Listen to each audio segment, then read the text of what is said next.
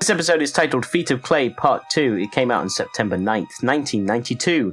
It's directed by Kevin Altieri, who we might be hearing from in a moment. A story by Michael Reeves and Marv Wolfman, written by Michael Reeves, animation by Tokyo Movie Shinsha, or TMS Entertainment, as they're known now. Knocked it out the park.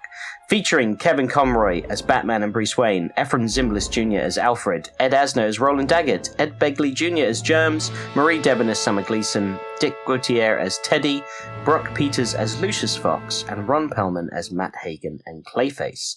We're going to skip honorable mentions this week, as all actors, writers, and directors have been credited on previous episodes, including the last one, so go check that out if you haven't yet already. Alright, we're going to dive into our utility belt of fun facts here.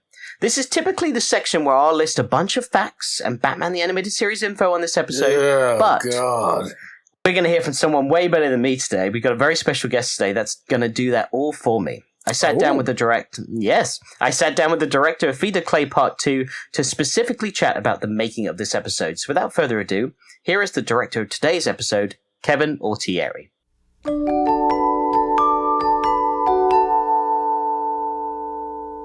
So, Kevin, we do a behind-the-scenes facts section on our episode reviews that we call our utility belt of fun facts, which is a perfect spot to include you in today, as you are the director of today's episode. I think that would be very apt. So I'll start by listing some creds here, and we can get stuck in. Quite a poor pun there, stuck in. I've just realised that. Okay, so we're chatting about Feet of Clay Part 2 today. So just some creds here. Part 1 is directed by Dick Sabas. Now, am I saying that right? Because I don't know if it is. You have, with your accent, it's absolutely correct.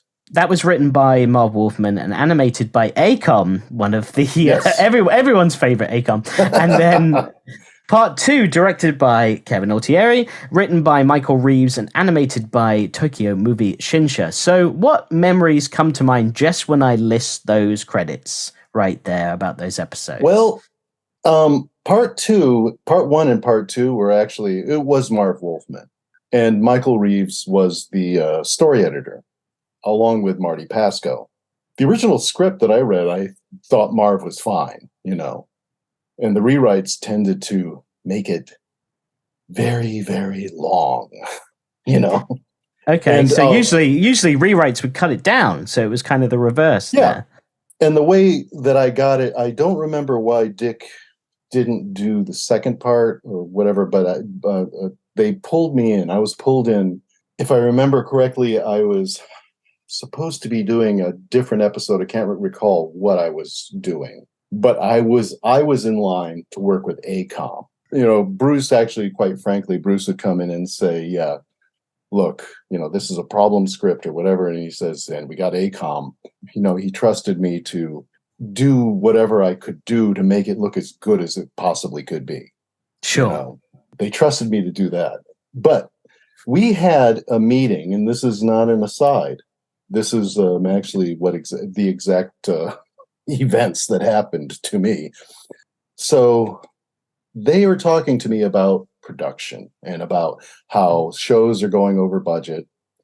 Mine weren't going over budget, but some shows were going over budget, and they were having trouble getting stuff done on time and all that. And the overseas studios are complaining about how much, so we've got to cut down. We got to come up with ideas about how to economize animation, how to, more held cells, more of these tricks that save money. And so everything's about, we got to save money. We got to save time. The scripts must be simpler. And then we were saying as our thing, okay, so please no more crowds if that's what we're talking about. There's ways to do crowds economically, but it's still a lot of drawing. And the powers that you have, these villains, the powers and stuff that the villains have to be much simpler. They got to be simpler. Okay, everyone's in agreement. Simple, everything's simple. We're going to simplify things down. And then I mean the opposite in Feet of Clay. Immediately afterwards, Bruce and Alan Burnett, Bruce comes in and says, "Hey, we want you to do this script." And I'm like, "Oh, Clayface," because I don't remember. I think I was supposed to get a Riddler script at that time. Oh, interesting. Was it the first Riddler story, or was it one that never made it? I don't remember. I just remember that it was Riddler is one of those characters in the Mad Hatter were characters that I never got to do. Gotcha. And I would have loved to have done them. But anyway, so I get the second part. I get Feet of Clay part 2. And I read the script and I go to Bruce and we get Alan Burnett in there. We're going, look, we just had the talk. We just had the talk. Did you read this thing? And he's like, oh yeah, I read it. I know. It's like, so let's talk this out. What are we going to do? And then first thing I said, ACOM cannot get this. And Bruce is, yeah, ACOM, no friggin' way. Bruce and Alan Burnett just said, yeah, got to be TMS. Right. Said for this one, because, their experience with the previous episode, and I don't know how much footage came back yet from ACOM, but they were having trouble with ACOM, and they knew that it was not gonna, this was out of their hands.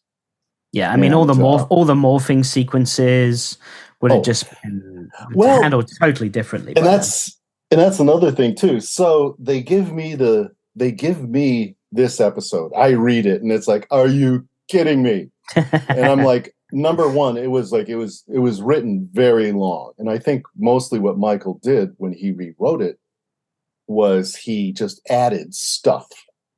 He added more shenanigans. Of what, like animation sequences or like Clayface and stuff like that? Well, it was more like what they wrote, and I think the original thing is like I looked at him as like being he's like a gay monster is what I got out of the script. Yeah. I mean, because I know you've gone on record. You've gone on record and said before that it wasn't intentional, even though it wasn't in your face, that both Teddy and Matt Hagen are in a relationship, and it is clear watching it as an adult. Obviously, as a kid, you don't notice that, but it is definitely clear, which I think adds an amazing layer to the whole episode. Just how mean Hagen is, like what it's like the Clayface and the Harley Quinn show. Yes, he is a narcissist. He's an actor. And just the fact that like he goes through all of this and it's all about his looks. It's all about him, who he is, him going on. And there's that scene where it's like, you can go on. We can go on. And then he just shoves Teddy out of the way. Yeah. That's completely, I gave those sequences to Brad. That's how I brought it up. Okay. And Brad went and said, yeah, this reminds me of a relationship I had about 20 years ago, with somebody. So I'm there and I read the script and I'm there with Alan Burnett and I go and I say, okay, I'm going to have to change stuff because the script, if I remember correctly, he was more like Plastic Man. Like Batman walks by a table and the table morphs into Clayface. So very sort of T-1000 type of. Yeah, it was more like that, and I think maybe that's what they were going off of. Marty and Michael. I think that's what they're going off of. Was that like he can mimic stuff? Whereas, no, he's an actor. And that's kind of the angle that I wanted to go with. And I said, okay, we're going to do this. Everyone's complained about how complicated the shows are. And it's like, and I went to Alan Burnett and I said, please just, shield me a little bit from this because I'm going to board it the way that we really think it needs to be done. And Alan's like, yeah, that's why I want you. But you've got to do one scene for me. And I think Alan had a hand in this one. The one where Germs tries to kill Fox in his hospital room. With the pillow, which I was like, for a kid's cartoon, this is dark. Yeah. And then Batman uses the bat throwing star. This throwing star, which was outlawed by BS&P, but in this case, it just worked too well that no one could complain about it. It was outlawed by BS&P? I didn't know that. It's something that kids could possibly make. Interesting. Yeah, because I've seen it in other episodes we've reviewed, but I don't remember it going on much after these episodes. It was in the early ones, and I pulled it into I used it in The Last Laugh mainly because that's when Gulacy was doing Batman, and he, instead of the Batarang, he had the Bat Stars. Yeah. So, and it's a totally, it's a sensible weapon. But then, of course, yes, then the BS&P did think that could be mimicked by kids. And I was thinking, yeah, if I was 12 years old, I'd make one. Yeah, yeah. Do you know, when you said that, I was like, as a kid, I'd probably make a throwing star as well, because you can practically get your head around enough of that shape. Yeah. So Alan's saying, and here's the one thing, and I actually pointed out to Alan, I said, and this whole business with Batman punching the wall and just this glass on a shelf overhead, do you know how hard that is to animate? You know how impossible that is to do? And Alan went, I really want that. And I'm like, oh, okay, you got it, Alan. I'll do it. Is that maybe like, because he's a big fan of Hitchcock, I wonder if that was some sort of Hitchcock connection for him, maybe? Kind of. I don't know, but it was like, obviously, Alan had a hand in that sequence. And so I said, okay, I'm going to take this part. And this is where Clayface first manifests his powers. We first see them.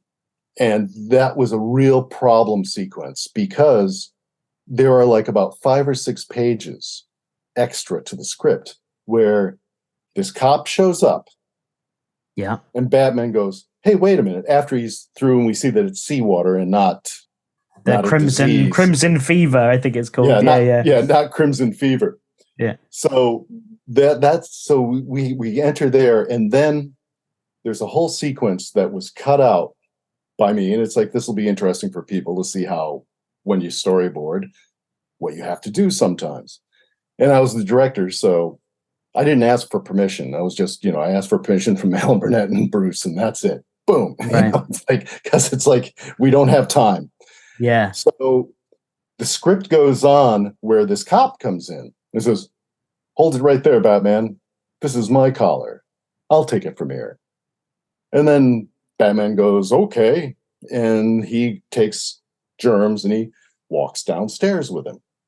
And then Batman ponders and goes, there's something strange about that uniform. That was the wrong badge, or that was the wrong shoulder patch. Oh, okay. And then he goes downstairs to the street. He goes, where is that cop? And oh, there he is, and then they have a confrontation out there. I don't quite remember what happens, but Clayface, they end up in a big long fight, and a car crashes into a telephone pole, and Clayface is about to kill Batman, and electrical wires hit Clayface. All of a sudden, Clayface can't function, and he runs away. Okay, so then I guess the idea of that was for later, right? Like later on, because he gets electrocuted. Maybe that's what they were trying to do, was like Batman sees a weakness. Yeah, Michael Reeves and Marty are like, no, that's the most important scene in the whole thing. And I said, no, it's like, guy comes in, it's Clayface. We haven't seen him do his powers yet. We know he can mimic. That's all. We know he can mimic people. He's an actor. He sees you. It's in his mind. He can do it. Yeah, he even does that with Batman. When he sees Batman, he changes his head. We see it when he's in that scene with Teddy in the trailer, and he's looking at his portraits, and it's kind of unconscious. Yes. And then when he does the doctor walks past and he goes, whoop, perfect. He just turns into the doctor. And then when the cop shows up, we don't know what the cop was probably from some movie he did. But then, of course, him being, Clayface, and I just said, no, it's like, hey, now just a minute. All we do is like, this is my color. Just a minute. Guy just turns around, boom, slams him into the ceiling. Yeah. Way better. And then you go up to the roof. And he's just going to toss this guy to his death. And the thing of him like going, shut up. Pure Alan Burnett. Alan Burnett says, just have him grab a piece of his cheek and slap it on his mouth. I love that. I love that so much. It's such a great scene. I drew it, but Alan Burnett came up with that idea. And I'm like, man, you are one twisted But that is so like Alan Burnett in the sense of like Hitchcock and everything. Like I could see that totally in the Hitchcock film, just like shut up and slam the mud on his face. And then we were like, and I had the discussion because Mike's so good, I gave him most of the third act, where all the big animation and the acting happens in the radio studio. we had discussions about, okay, because we're boarding at the same time. We're boarding simultaneously. And we had these discussions, okay, what are his powers? Because Mike said, quite frankly, it's like, I can't do what's in the script. It's like, are you kidding me? And I'm like, well, I know it's asking for a lot. And it's like, Mike, there's nothing that we can save that can save you for the final sequence. I did the sequence where Batman's in disguise. All he is like he's in a janitor's overalls and he's just got a hat on. Yeah, man. I mean, of all the disguises Batman's ever had, I felt that's like all that he was needs. I was like, that's him just being like, I don't have any costumes to wear. This is the only one I got available in the Batcave, so I guess this is what I got. And just put on a janitor's hat. And like, you can see his gloves, you can see the cowl. It was like Zorro when he disguises himself. Exactly. Yeah. Yes. It was fun. That was the entire thought. Like I did those bits, and I left the really rough stuff, the really hard stuff to Mike. So leading up there, we're discussing, okay, what are his powers? What's he doing? What's all this? We're not going to have him changing into different things. That's not what he is. He's a very personal, mean son of a bitch. Right. And it's like, so, the whole thing with like where Batman's trying to save germs and he's taking germs and all of a sudden, bam, he just gets hit by this giant brick wall thing. Yeah. And then next it's like, oh, I hit him with a brick wall. He imagines a brick wall. And then he like, oh, axe, boom, spike, I can make metal now. Yeah. Yeah. Yeah. And it's like, Morning Star mace, it's like things that he can imagine he can do.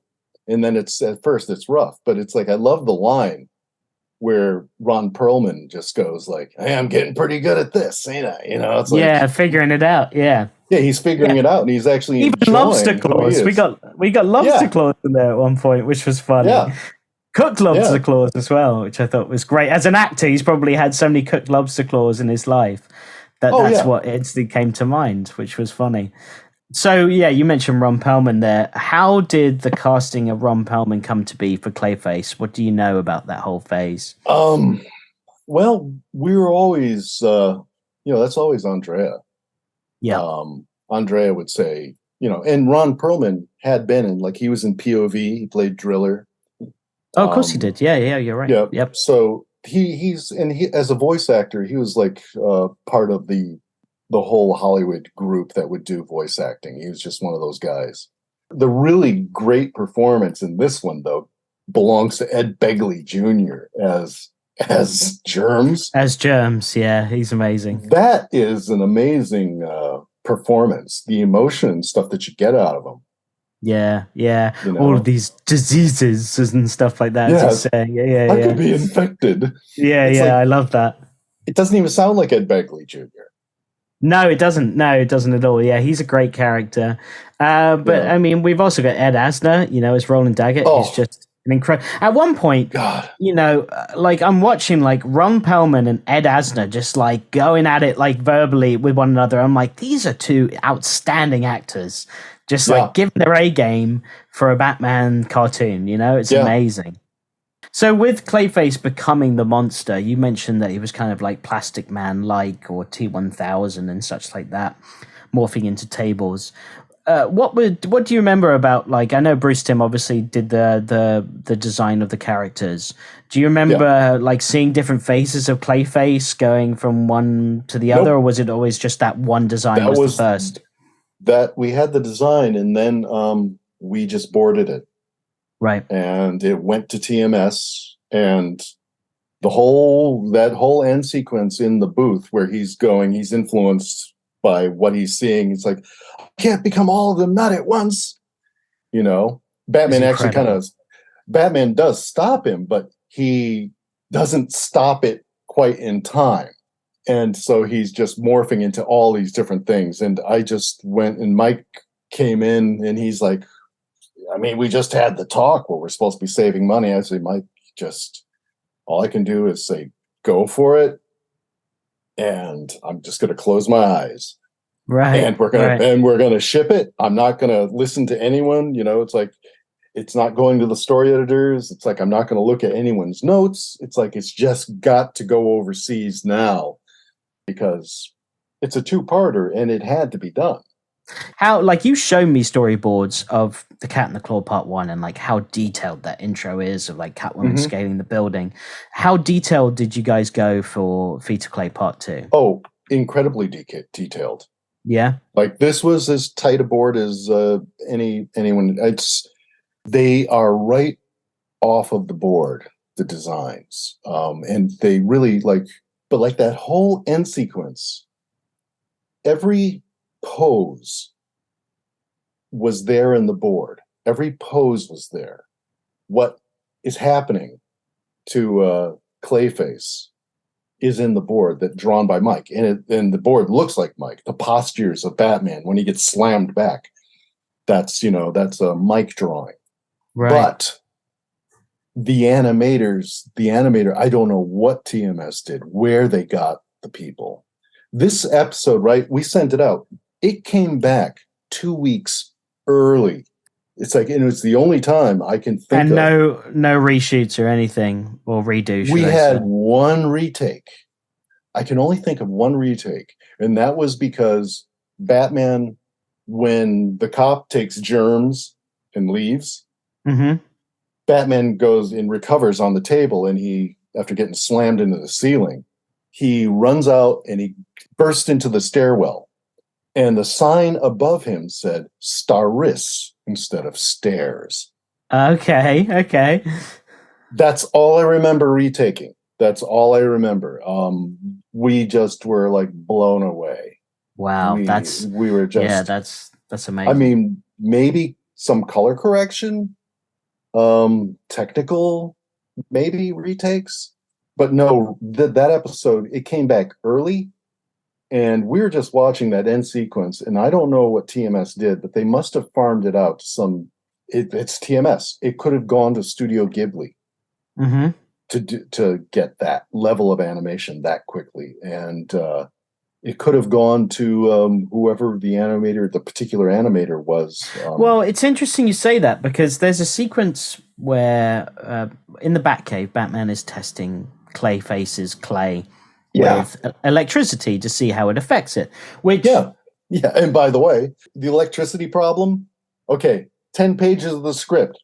Maybe it was only 7, but a big chunk of the script out the window. It's like, now we're on time.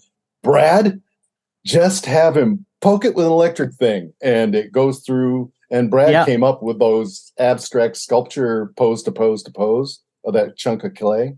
Perfect. Yeah, and that's all you need.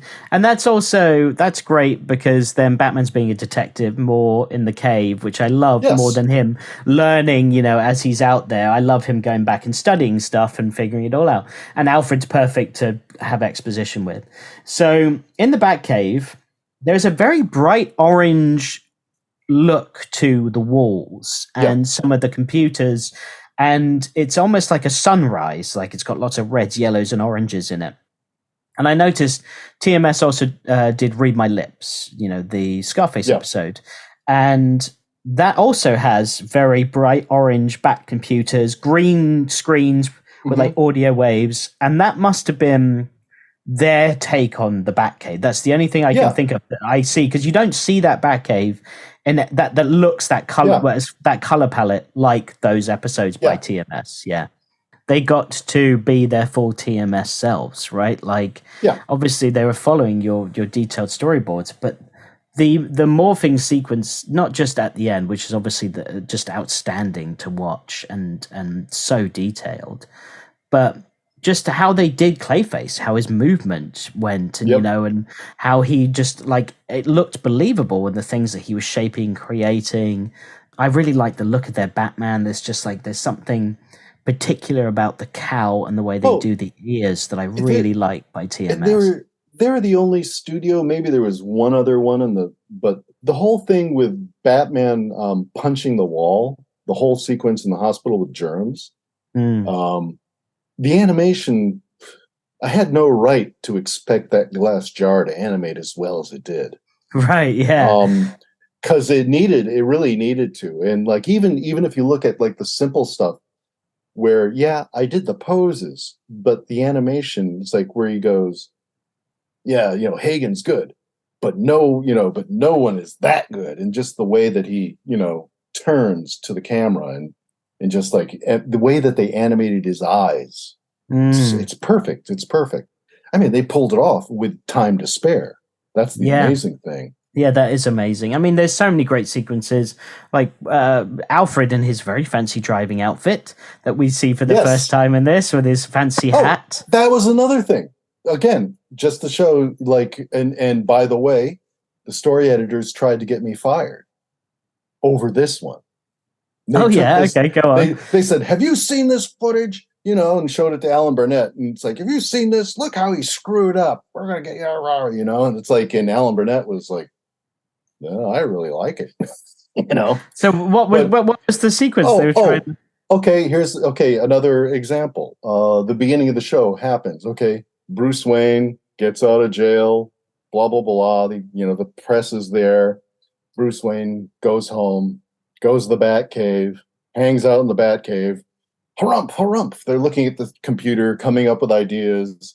But and then from the Batcave, he gets into the Batmobile and he goes cross town and blah blah blah. It's like, okay, that's 3 pages too long. Yeah. Batman comes down the steps. Alfred's waiting for him. The door closes. Window goes up. He pulls out of a briefcase the bat cowl. Done. And what I love about that sequence is the angle that you choose, where Alfred is looking in the rearview mirror, and you see just a shadowy Bruce Wayne figure, and then the next thing you know, you see the bat cowl come on, and then you see Batman shadow. Instantly, you don't need to know anything else. You're just like, okay, he's Batman now. He runs out the car and he's off in Gotham. It's nighttime. He's doing his Batman thing. Easy, like that's great. And then I actually, it's like, just to show you the difference between writers, Marty Pasco and Michael Reeves were furious at me over that. Furious. Interesting. Oh, you can't do that. You can't change our script. Marv Wolfman, who I also knew, who I saw right after it came on the air. But Marv Wolfman came up to me and he said, "Oh man, it's like, you did that so well. Thank you. That was awesome." It's just it's a really brilliant episode. I know, well, this is me obviously being circumstantial here, but I think the idea was, let's put our best first, right? Like, I know Cat the Claw part 1 and 2, well, part 1 went first because Batman Returns, Catwoman's in it. They were trying to obviously bring that around because that was coming out soon. And then they were like, okay, Leather Wings, that's obviously the first episode, let's do that. And then they were straight into doing Heart of Ice. And then, Clayface part 1 and 2 was the first 2-parter that went back to back because, like I said, Cat and the Claw was broken up. And look, Heart of Ice, another tragic villain, Clayface just the same. I know it was the heavy hitters, that I can see why they went first. They're just brilliant episodes. Thank you so much for coming on the show again and sharing all of that stuff about Feet of Clay part 2. It is instantly up there as one of my new favorite episodes. I would, it's we go through these episodes and we haven't found one that has rivaled On Leather Wings yet for just the perfect animation with music and story and voice acting. Just On Leather Wings is just pitch perfect for us. It's so amazing. And I would say that for me, at least personally, this is equal to On Leather Wings, or might slightly beat it out, because you can't have part 2 without part 1, and that's the only thing where I think On Leather Wings slightly beats it out. And again, this is all my opinion, because part 1 is good, but it's no part 2 in my opinion of Feet of Clay. But it's just astounding. Like, when I watched this the other day, I was just like, this is another level for this show that has just gone straight up, it's watching these episodes, you're like, okay. And then you get to like Two-Face part 1 and 2 and you're like, oh, fuck me, this is good. And then you're going a bit further along and then you get to like Heart of Ice and you're like, Jesus, this is another level. And then you get to this and it's like, this is another level as well. So hats off to you, man. Like, you and everybody behind these episodes, just incredible work, and thank you for not only coming on this podcast but for doing the show and making this amazing episode. Well, you're welcome. I mean, what else can you say, right?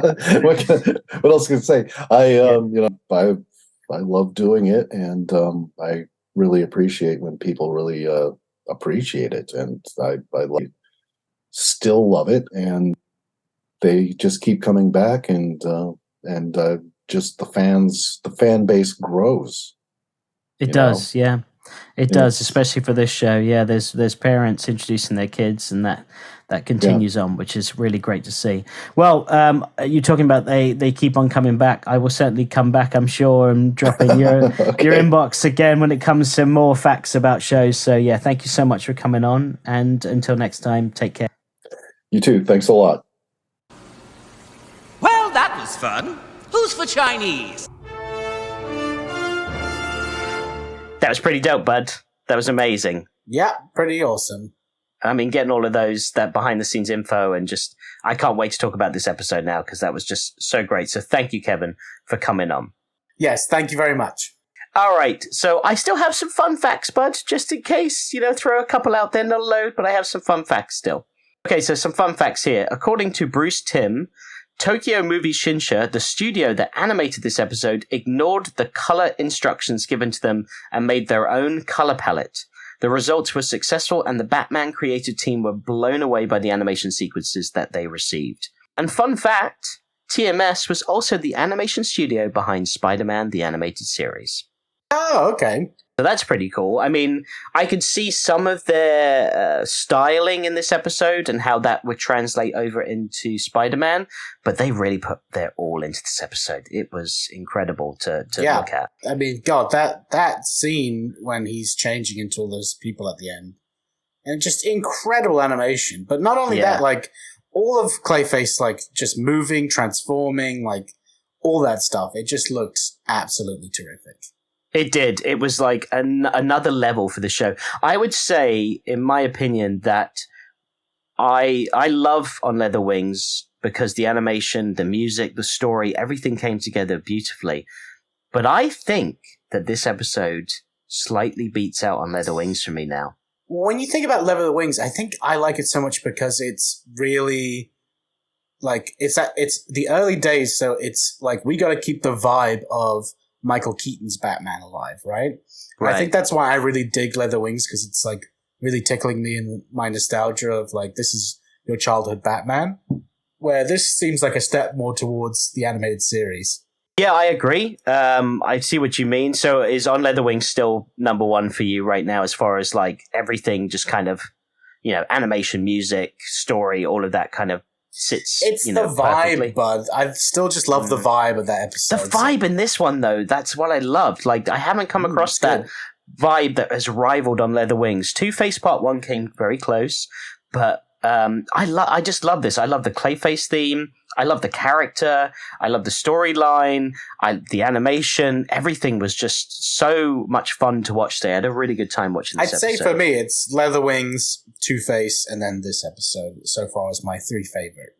Right. Watched. That's a good choice. So many fans and critics have praised the episode for its dark tone. Bruce Timm and Paul Dini were reportedly so pleased with the episode they preferred to have it stand alone, and so did not bring Clayface back as a character for a very long time. No. Similarly to Heart of Ice, that stood alone for a very long time until we get to another Mr. Freeze episode, just like Clayface, but we won't be there for quite some time. So those characters will be sitting in the wings for a while. The Bat Wings, is that what you're saying? Yeah, like in the Isn't the saying waiting in the wings? Ah, shit, it is waiting in the wings. Whoopsie. I'm shitting in the wings. Just sitting inside Batman's wings. To continue from last episode, I compared part 1 of this Clayface to part 1 of Two-Face to continue with part 2 of each of those episodes. The main villain seeks revenge against the one who turned him into a monstrous being. Obviously, Two-Face sorted out after Rupert Thorne, and then obviously Roland Daggett for Matt Hagen. Yes, they are very similar, aren't they? Yeah, he adopts a new name with the word face at the end of it. I mean, that's an obvious one, but still there. Wait a minute, what's going on here? Out of compassion, Batman offers to help both villains find a cure for their condition, Harvey and Matt. And then finally, Batman is able to defeat both main villains in a psychological way, overwhelming Clayface by showing him his past roles, and overwhelming Two-Face by mixing up his coins in a pile of coins. Yeah, so it's like a classic Hollywood sequel, right? Where it's like, it's the same exact thing, but different.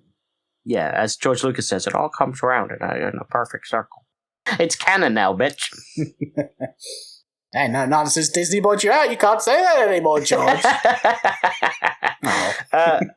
So, with this episode, all right, so what did you think of this episode as a whole? Let's get into our review. What did you think of the character of Clayface? Give me your thoughts.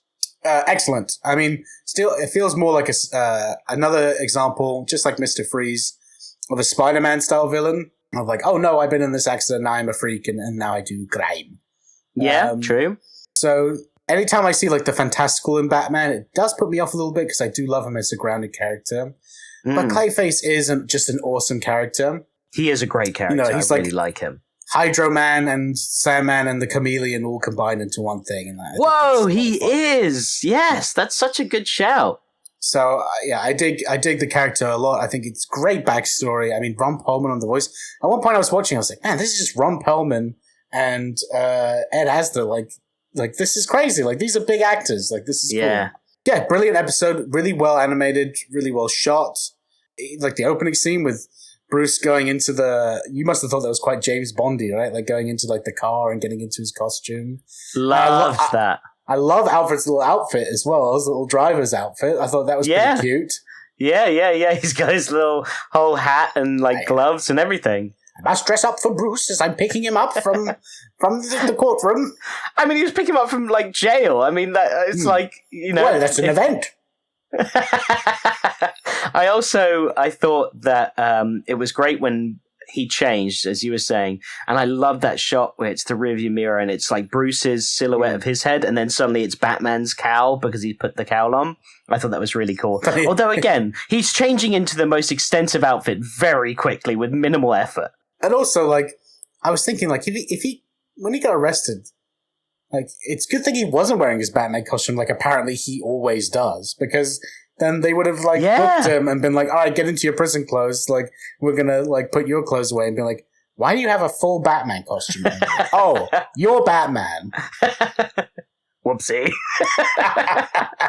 There's a utility belt, an anal beads up my asshole if you want to pull that out as well. Oh my God, that's how he hides it. Something I learned from Zatanna when I was doing my training. Here comes the grapple gun. Oh! It's a wide one. So yeah, Clayface, as you were saying, and just how he's combined with a lot of Spider villains, he's also a lot like the T-1000, I thought. Just such a formidable foe. And there's a bit of Thing as well. I felt a vibe of the Thing in Clayface. And I really dug that. I really liked that. And I've always been scared of the T-1000 from Terminator as a kid, because I was like, how do you kill this guy? And it's a lot like Clayface. You just can't stop him. I love that when he was fighting him on the rooftop, his hand turned into that big claw hand, because I was like, that was part of the action figure as a kid. I was just about to ask you, do you remember the toy? Yeah. Oh, I love that toy so much. He had what's the name of the old medieval weapon that's the ball with the spikes on it? Is that a mace? Mace, yes. He had the mace, and you could squeeze his stomach, and it would shoot the mace out of his arm. Yeah. And he was delicious to suck on as a child. Nice and oh, is that what? All right, and listeners may not know this because they haven't listened to Spider-Man the animated series, so why don't you go ahead and tell everyone what you mean by that? As a kid, I'd like to, just like a lollipop, put rubbery stuff in my mouth. Don't know what that means or anything. Maybe it was getting off of the bottle as a child. I have no idea. But a lot of our toys had rubber parts to them. Our Venom toy, you could take his head off and it was made of rubber. I sucked the paint off of that thing. It was just a black rubber piece at the end of it. And same with Clayface. He was nice and rubbery as well. So I just liked it. It was a texture thing. It was comforting. Now you're sucking on dildos. I am not. Yeah, Clayface, he had that mace that he would shoot out, and he also, his hand, I think, had the almost the knives that he made. Yeah, the claw hand he made. And it was coming through the clay, I think. Yes. Yeah, that was a great toy. Love that toy. Animation, as we've said, is just out of this, just beyond excellent for this show. It's so good. I mean, I think that sequence of Daggett and Germs just walking over those green vats was incredible. Like the lighting. Yes, the lighting in this whole episode was really good. Just even Batman and Clayface on the rooftop, like the lighting on both of them, fantastic, because Clayface has a lot of moving parts to him. And they really focused on all the depths of the shadows breaking in and everything. So, yeah, props to them. Hard to make a funny podcast when you get an episode like this. Yeah, it is. Yeah, I know. There's a few things that we can maybe pick at because I thought some of it was funny. But yeah, for the most part, I was just like enjoying the hell out of this episode. Me too.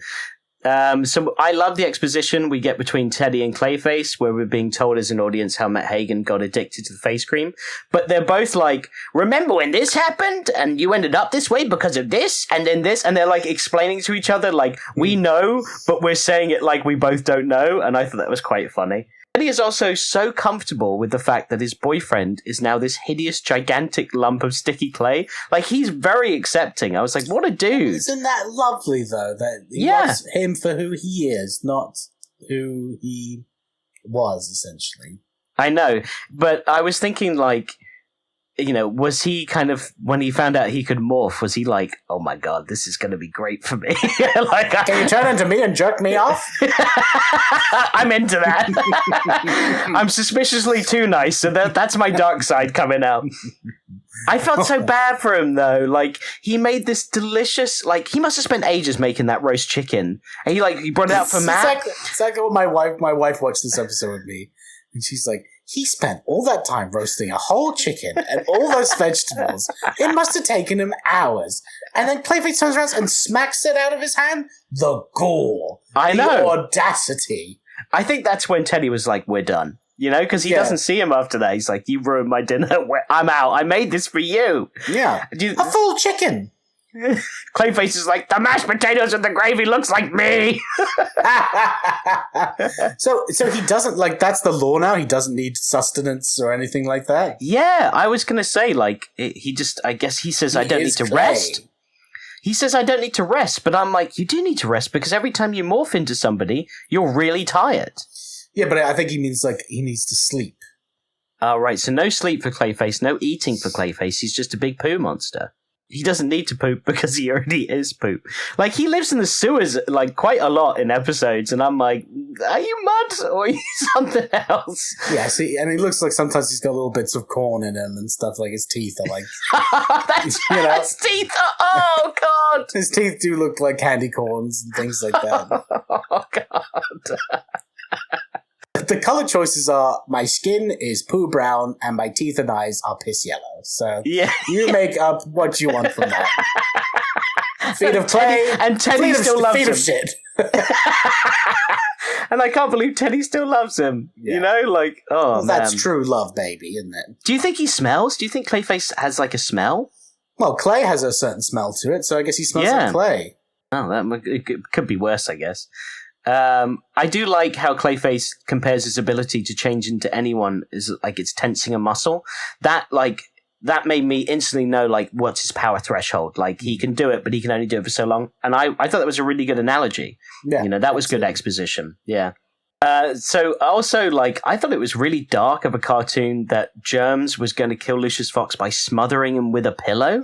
Yes, I agree. That was some adult shit, right?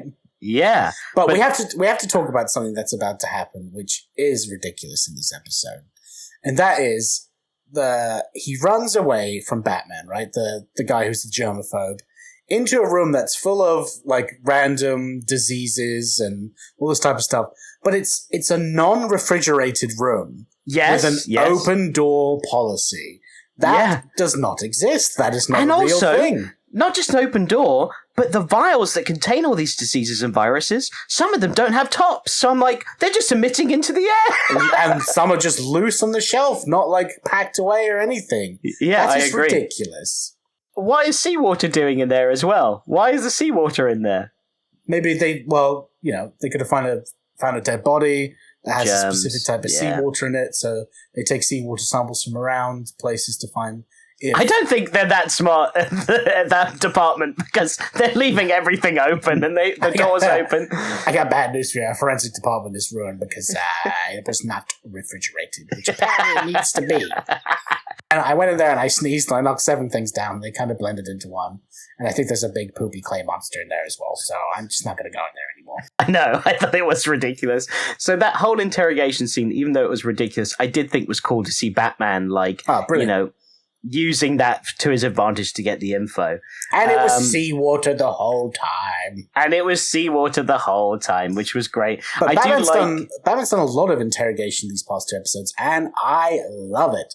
I think there should be more Batman interrogation. It's one of those things you forget, and when you see it, you're like, oh yeah, Batman, picking on, a little thug and, doing fucked up shit to them. That's my jam. I love it. Yeah, me too. I do love that. There's a few episodes that come to mind that are coming up where he does some cool stuff like that. But I agree, more interrogation scenes, the better. When we played the Arkham games, you would do so much cool interrogation stuff. I loved that. Or that old Punisher game where it's choose something in the room, to interrogate them with, and that was awesome. I love that. Yeah, that game was crazy. You could there was a place full of sharks that you could dunk people into, or there was a whole thing of mercury you could dip someone's head into, and just hardware store with a bandsaw and all of this other stuff. Super creative stuff. And I never understood I didn't know at the end you can choose just to completely annihilate them. I can't remember if you're supposed to do that or you lose points for doing that. I can't remember, but I always did it. I was like, oh yeah, this person's... Yeah, you're the Punisher. Fucked up. Yeah. You got the info and then you're you're a criminal, I kill you. That's his MO. That's right. That's how it goes. So Clayface showing up as the cop was really great in that scene during the interrogation. I love how his eyes turn yellow when he's revealing himself behind the disguise. I think that's really cool. Yeah. Spooky. Yeah, it is spooky. And then he slaps some clay onto the mouth of Germs to shut him up. I was like, that's cool too. I love that. Yeah, that's great stuff. It's quite demonic possession-y to have someone's eyes just to change a different color. Reminds me a bit of the Evil Dead or something like that. I think it's really cool. Yeah, I love that.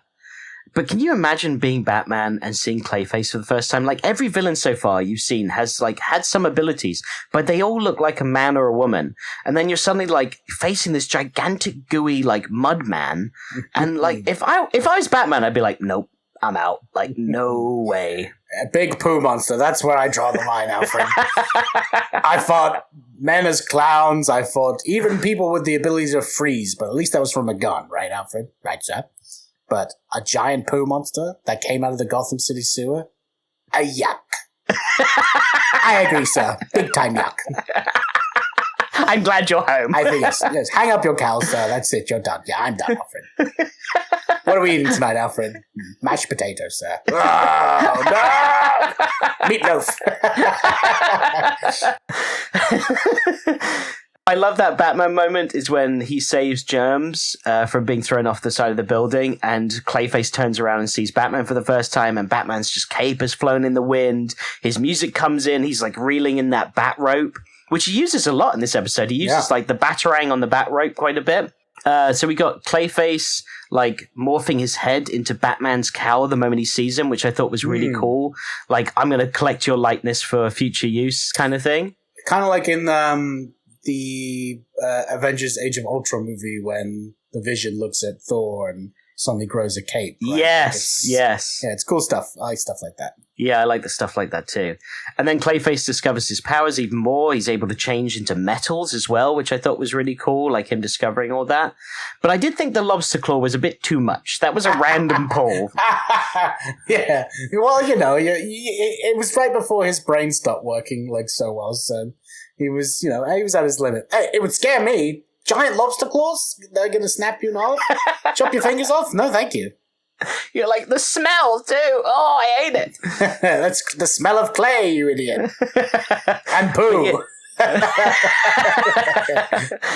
But he's hammer, size, knives, and he's lobster claw. Why not? That just popped into my head. I think it's great. And they're cooked lobster claws as well because they're red. That's, because they come back later, but they're clay. But in that instance, they are proper red lobster claws, cooked lobster claws. He's like adding butter to it. Batman's like licking it as he's like, that's nice. This tastes pretty good. It's poo. Why? Foiled again. So I get that Batman has to do his research, right, on villains so he can find ways to defeat them. But asking Alfred to bring down that massive stack of videotapes that are all Matt Hagen films, I was like, that's way too much. Like, Batman, you don't have enough time to watch all of those movies. Like, there's like 12 of them. Do you think Alfred was like, oh, is it movie night, sir? Yeah. I'll make the popcorn, sir, and we'll get the gummy treats as well, and a full-on soda, and we'll sit down and watch them. Oh, Alfred, that sounds great. I'll get the blankets. Well, make sure you get 2 blankets this time, sir. I didn't like sharing last time. Oh, but I like feeling your warmth against my skin. I'm not your parents, they're dead. Remember that. I remember it every day, Alfred. I'm the freaking Batman. Can we just watch a movie without getting into an argument every time, Alfred? What about this one, sir? It's called Crime Alley. It's called Oh Dear, My Parents Died. Dark comedy. I think you'll like it. Whoopsie-doo, my parents are dead too. Ah, the sequel. Sir? Where? Oh, he's gone. I say I sit and watch my fireplace, but really I am secretly a cinephile. I love Alfred is a cinephile. Yeah, when Batman goes out and patrols, Alfred's just like going through every single classic movie and like watching everything. Trying to put it into conversation as Batman's just like, I fought a new villain tonight, and he's like, well, how was the villain dressed? Did he look like one of my new favorite films, Chinatown? Was he dressed like like Jack Nicholson from that movie? What do you think his mother, his daughter, his mother is like? Oh, Alfred. They're looking at like the computer, and it's like, oh, look at all the inmates of Arkham Asylum, Alfred. Yes, you could say that many of them flew over the cuckoo's nest, sir. Apparently, I rented the Jack Nicholson combo pack, and I've only been watching Jack Nicholson movies. Here's looking at you, Bruce. He's like, oh no. He's like, Alfred, I've just discovered the identity. Frankly, my dear, I don't give a damn. I love the smell of napalm in the mornings. What? These are so random for you. Alfred's watching Full Metal Jacket. Rosebud, sir, Rosebud. just out of nowhere. So I do love Clayface pretending to be this woman in the crowd during the talk show, but I laughed when he said, you can't stop using it without horrible pain, and does like this whole like extended face. And I was like, okay, I get it, but it was just a bit of extra acting out of that particular voice actor. I thought it was very funny. And then I did notice all the detail that went into animating each individual person in that crowd was very impressive. Like, again, just so extensive in this episode. It makes it so much better. I do love the Clayface versus Batman sequence on the stage, because like he swings in on this grapple and he just looks, it's such a cool angle. There was so many cool angles in this episode. And Clayface turns into a giant boulder at one point and like bowls through the wall. And smashes through the wall. I remember that was the end of, Yeah, that was really good stuff. And then Batman leads Clayface into an editing room where he shows him all of his past roles and what he used to be in order to psychologically disarm him. And I just thought that was great. What did you feel about that as the way to like get to Clayface? It worked, right? I think it was cool. But we have skipped over the fact that the way the Master of Disguise, Bruce Wayne, snuck into that room was fully dressed as Batman, but with a jumpsuit on and a hat. Where you could clearly see a cowl underneath, and he just keeps his head down as he goes through. Batman, he's like a 6'8" man. He's huge. Like, he comes in the room, you're gonna notice him. You can't just tip your head down like you're blending in. That was ridiculous to me, but I agree. Funny. Very funny. And also, he's got the gloves on. You can see the gloves holding the cart. Yes. And the cow nose that's like, and he's so conspicuous. He's trying to be, but like shrugging your shoulders and his up. Outfit's like pure white as well, like just like sticking out like against his dark cloaked figure. Yeah, it was a terrible disguise. Like, was he out of disguises that day? Yeah, I just think he may have given up at that point. But also, like, it's funny to me that if he went even further and he was just like, busy day today, like drawing complete attention to himself. Just, it's kind of cold out there, so I can't put my gloves on, and the doctor says I need to cover up the side of my face because the wind can cause severe acne on my face. I'm not Batman. I'm not Bruce Wayne either, so goodbye. Yeah, and especially because, like, Clayface is obviously the master of disguise that he has seemed to be in this episode. And Batman, you think, would step up his disguise game, but he steps down big time. How are you going to sneak in there, sir? Do you know, Alfred? I'm just going to fucking put a jumpsuit on and wing it. Half these people don't pay attention. Do you think he had a bet on? He's like, I'll bet you get caught if you do that, sir. Yeah, you're exactly. On. Yeah. If I win, I get to choose the movie tonight, Alfred. And we're watching Zorro. Again, sir. We need at least not watch the Antonio Banderas versions. No, the original. There's a scene in that movie where he literally hides in an outfit underneath a hood and he pretends to be someone, but he's clearly Zorro. And he gets away with it, Alfred. I did love every bit of the ending with Clayface and Batman, but the one thing I did find a bit far-fetched is when Clayface morphed into Bruce Wayne and the cops are like, hey, that looks just like Bruce Wayne. I'm like, well, so that exonerates him then? Just that one thing? That's the exact reason why it's in there, so they could be like, oh, that guy clearly made himself look like Bruce Wayne, therefore Bruce Wayne has been exonerated. Yeah, a lot of jump to conclusion mats there, though, you know what I mean? Like, those cops clearly aren't the sharpest tools in the shed, so the fact they managed to deduce that very quickly out of seeing Bruce Wayne once and this giant clay figure, I thought was very interesting, especially because they haven't seen Clayface yet, so they're like, okay, I get it, he can morph into anyone, and oh look, there's Bruce Wayne, and he must have pretended, okay, case closed, let's go home. And Batman's like, why am I here? The creature's still just freaking out and changing. He's like, no, we're done here. We've solved the main case. Batman's got the rest of this. What am I going to arrest a giant turd? Like, well, I can't put handcuffs on that. I've got enough giant turds in my department, if you know what I'm saying. Hey-o. It's also hilarious that they all thought Clayface was dead, but his death scene was so poorly acted. Like, for a great actor, he's like, I would have given anything for a death scene like this. And he just just instantly is like, I'm dead now. Has everyone left? My wife said it looks like her lying in the bed when he's like laying on the floor. Dead. And how do you move a dead Clayface? Like, that'd be like picking up a pile of mud. I was like, how did they get... because he hardens at that point. Well, he was hardened later. Yeah, we get to that at the end. No, but like... I think he hardened at that point, so they moved him. And then when they opened it up, he had bristled and then turned to dust. But then where did the live Clayface go? That's what I'm wondering. Like, I think he was in the shell. Like, he made like an external shell. That's gotta be so heavy to pick up. Oh my god, you need like a crane to get that thing out of there. I was like, that dude is heavy. Super heavy? I think he's super heavy. Mud's heavy, man. Yeah. I would say he's pretty heavy. Anyway, at the end of the episode, we see Lucius Fox exonerating Bruce Wayne on TV whilst wearing a very fetching green scarf that he seemed quite chuffed with. Did you see him? He's like, yeah, and anyway, Bruce Wayne and I are friends again. And he's got this like lovely green scarf on that he's like, I got a scarf from him. I don't like this version of Lucius Fox.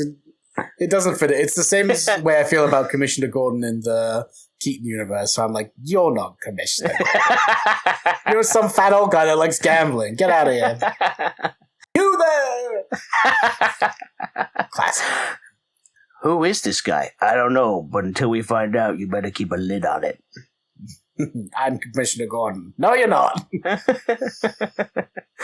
So we cut to the Batcave where Batman discovers the effects of electricity on a small sample taken from Clayface, and he discovers that the death scene was fake. Side note, do you think the sample of Clayface that Batman has in the cave will find its way back to Clayface? Yeah, I think it's like the Iron Giant, right? Like, I think it's all going to be... Oh, that's nice. It's like the symbiotes as well. Like, it all has to come back. It can't just be hanging out separate. Yeah, I was going to say, was Clayface like missing an ear or something for the rest of his life because Batman's got it in the cave? It's like his nut. It's like his left nut. And then we see a shell of Clayface's body disintegrate, and poor Teddy thinks he's lost his boyfriend and all alone. And whilst he's being watched by Clayface, disguised as a woman, he walks away, and then Clayface lets out a vicious laugh as his eyes turn yellow, and that is the end of the episode. And then Teddy just turns around like, Matt? No. No. It's Matilda. Your eyes are piss yellow, Matt. I know it's you. And I can smell Clay. It's clearly you. Whoopsie. So next thing we're going to review is, as it is September and Mask of the Phantasm is coming out on 4K this month, we are going to do a two-parter review of Mask of the Phantasm first, and then probably take a little break. We have a guest as well that will probably come in as an episode, but right now, in my life, I got a lot going on. I've got to move house. My job that I'm doing right now is coming to an end. So it's quite a busy time of year for me right now. So we're going to try and not have too much of a break in between episodes, which is why we're doing this Mask of the Phantasm two-parter. Then we have a guest that's coming on, a writer from Batman the Animated Series. Then we'll probably have a little break. We're going on holiday as well, aren't we, bud? We're going away for a little bit, which is nice. So instead of, as much as we want to get to Joker's Favor really badly, we felt like it would be great to do Mask of the Phantasm because that's a big old movie that we can review, break it up into two parts for you guys. And then once we have our guest and we have a little break, we'll come back with a vengeance and do Joker's Favor. So we'll have that episode to look forward to when we come back, which I think works really well. I can't wait to see it. I'm trying not to hype it up because I do remember loving the episode. So and it has some classic lines in it for me that I just love so much. So I will try and keep my hype at a minimum. Yeah. Yes. That will be something you can all look forward to. But yeah, next week, Mask of the Phantasm review part 1. When was the last time you saw that movie? I think I watched it with you a couple of years ago or something like that. I think you just chucked it on and we watched it, and then you did your usual gush over it and giving me all these facts that I didn't ask for. And, so like this podcast.